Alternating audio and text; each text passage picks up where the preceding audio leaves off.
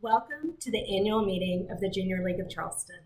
While this is not the night and celebration that we had planned for April, as we look back, I am filled with gratitude, comfort, and pride. There are so many accomplishments from this year, all because of the work of our members. Tonight, you will hear about these accomplishments, celebrate our award winners, and be excited about what is in store for our league. But first, let us say our prayer of service. We pray that we may never be so blind that our small world is all we ever see, or so supremely satisfied that what we are is all we want to be. Grant us the joy of filling someone's need. Make us gracious followers. Make gracious those who lead. And more than all, we pray that down the years, we will remember that there are always new frontiers. Tonight, Haywood and I have some news to share regarding what the accomplishments have been this year from both the Board of Directors and the management team and councils. First, I'll start with our Board of Directors. Last Monday, your Board of Directors gathered to review the year, and we all agreed that this was a year of reflection with our consultants Cap Dev and Vicki Clark. Both have assisted the League's strategic roadmap we used this year and provided a roadmap for the years to follow. We adopted a diversity and inclusion language into policy and provided a vision for management team on this important initiative in our strategic plan. We have continued the fundraising model shift started before our time with moving from transactional to relationship philanthropy, and that has been set by the work of our executive director. We also shifted governance model by adding a philanthropy and marketing director to the board, which was recommended by our consultant, Cap Dev. As with every Junior League of Charleston board, much of the work this year is realized years later. Items that you see in the years to come started this year, including a perpetual calendar, restructuring of a community advisory board, setting clearer expectations for leadership, and ensuring success of the executive director position. As we have plans to make a big splash to tell you about some of these new initiatives that have been in the works for years, mainly around our 100-year centennial, including an exciting membership re-engagement campaign called Remember. But time to celebrate and the launch of these campaigns will happen when it's all safe to gather together. And speaking of our members, we want you to know that we have heard you, and we want to make you, our members, have value in your membership. You are the ones who have collected diapers, raised money, and were trained through so many uplifting and powerful training events. On behalf of your board of directors, thank you on a job well done. No doubt, we are leaving this year strong. Thank you. The management team got a lot of work accomplished this year, even though we had to fight through some struggles with navigating the operational pivots given COVID-19. Even though the last 2 months of this league year were met with new challenges for our league, the teams did well adapting to change and were very flexible with meeting schedules and continuing in modified virtual operations. A few notable wins for our management team this year were in regard to the diaper bank. As of today, 57,000 diapers have gone back out into the community. Huge thank you to Elizabeth Curry, Sarah Dart, Mallory, Helena, and the rest of the Diaper Bank Committee, and also to those who have helped bundle and distribute over the last 2 months. We definitely couldn't have done it without you ladies. We now have a new way to auto-renew member dues. There have been many pivotal increased opportunities for training our new members, or training our members in general through the virtual training Tuesdays held over the last month, as well as a new leadership launch series that will help take place of the in-person leadership launch training. Our focus area task force, led by the VP of Community, Morgan McBride, also got their project to the finish line with the passing of the membership vote to update the focus area from hunger and homelessness to strengthening families. And last but not least, the onboarding of our newest digital cheetah tool for placement matching. And we hope to have those placement matching results out to our members shortly before the beginning of next month. This was the first year our league also had an EVP-elect, and I feel very confident that this training year has been very beneficial to Lara Cole as she takes on her new role as EVP on June 1st. I'd like to wish both Lara Cole and Kelly Lawson, who will be the incoming EVP-elect, all the best on their new positions next year, and I look forward to watching them continue to develop as junior league leaders. I'm also looking forward to my new role next year regarding the development of a provisional fast track program, which more details will come out as those plans unfold this summer. I was in a unique position this year, having already had a year's worth of experience to carry me through a second term as EVP. That initial year gave me an increased level of confidence to help manage the operations alongside Beth, our president, and Amy Jenkins, our executive director. There was a dynamic group of passionate and engaged women in management team this year. The VPs were very good at supporting each other's councils and initiatives, and there were many cross collaborations and inter-council discussions that led to the improved processes around finance and fundraising. We also had many well-versed discussions that took place around the management team table, including discussion this last couple of weeks around the review of the ways our members can meet their commitments given the new membership model. The current VPs provided recommendations to the incoming VPs, which will be beneficial for Lara and her team moving forward next year.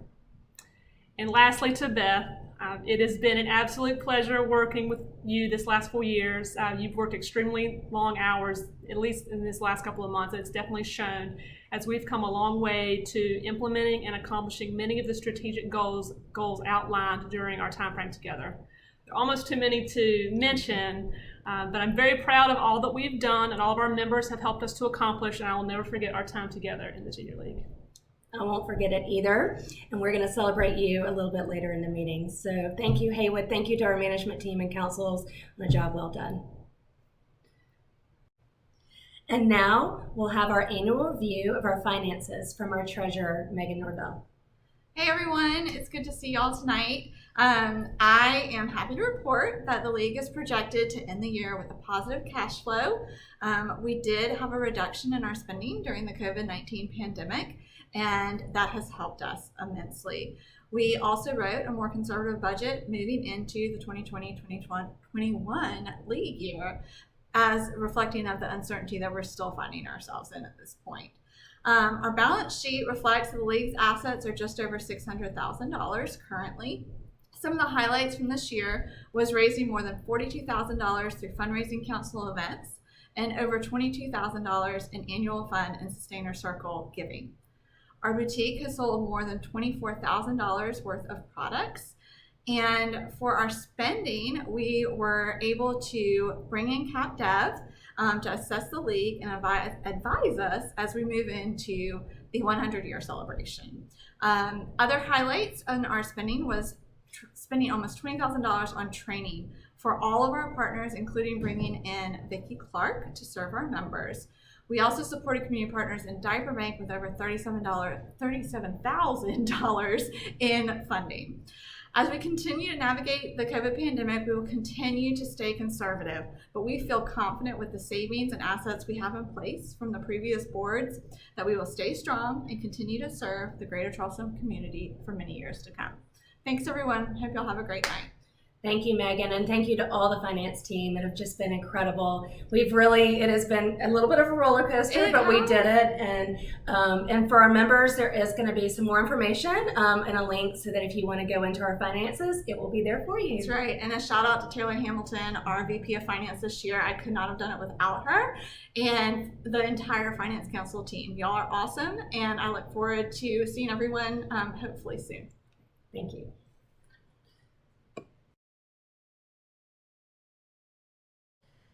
Tonight, we're also going to give our annual awards. And while we wish we could celebrate these awards in person, we do want to honor these women tonight, and we plan to do something special for them. Tonight, we will be giving multiple awards, and first with our Pearl Award. Our Pearl Award recognizes a woman in the league who is productive, enthusiastic, with a good attitude, who is responsible, and who is a leader. She is an active member who is nominated by her peers and chosen by the Recognition and Recruitment Committee. This is what the nomination said about her. She is committed as a double placement and went above and beyond to lead her committee. She's responsible for guiding them through expense management and all revenue generating. She's an enthusiastic member of Finance Council who is productive in the input of the operations. She always has a good attitude and a smile. So please join us in congratulating Kelsey Willie on being this year's Pearl Award winner. Next, we have the Community Impact Award. The Community Impact Award is given annually to an active member of the Junior League of Charleston in recognition of her outstanding and unselfish service to the community, both through her work in the league and through her personal initiative. This year, this award winner was nominated 3 times by her peers. She not only serves in the capacity of recording secretary of the Junior League of Charleston, she has also served on the board of Big Brothers and Big Sisters of the Low Country, and next year she will chair that board. Prior to being on the board, she also was chair of the Roper St. Francis Foundation Fellowship, and she contributed to the gala at the Roper St. Francis to help raise money for the hospital. She co-leads a women's Bible study and chaperoned a high school trip last summer to Puerto Rico. She's a member of the Charleston County Bar and the South Carolina Bar and leads in the participating of the Cocky Reading Express and various community outreach programs.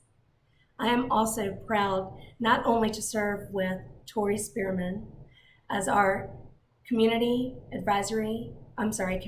Award winner, but I am proud of her both being her mentor and her friend.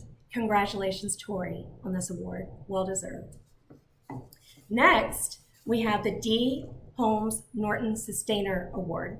The D. Holmes Norton Sustainer Award is given annually to a sustaining member of the Junior League of Charleston in recognition of her outstanding and unselfish service to the community. This year, she was nominated by multiple sustainers, including the VP of Sustainers. And this is what was said about this award winner.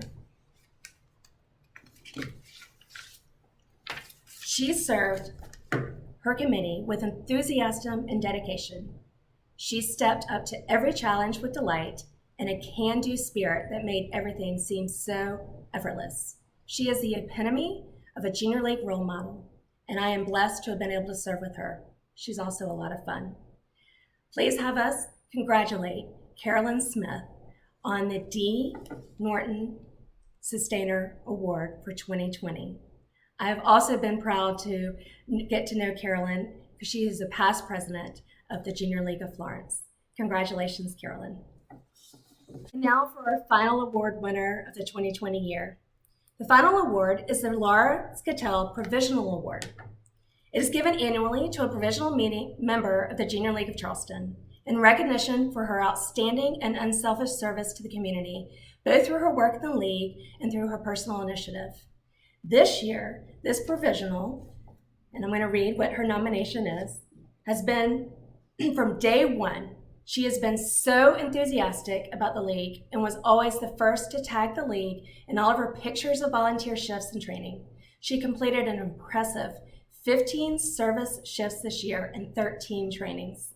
She always came with a smile and an unmatched enthusiasm for the league and our mission.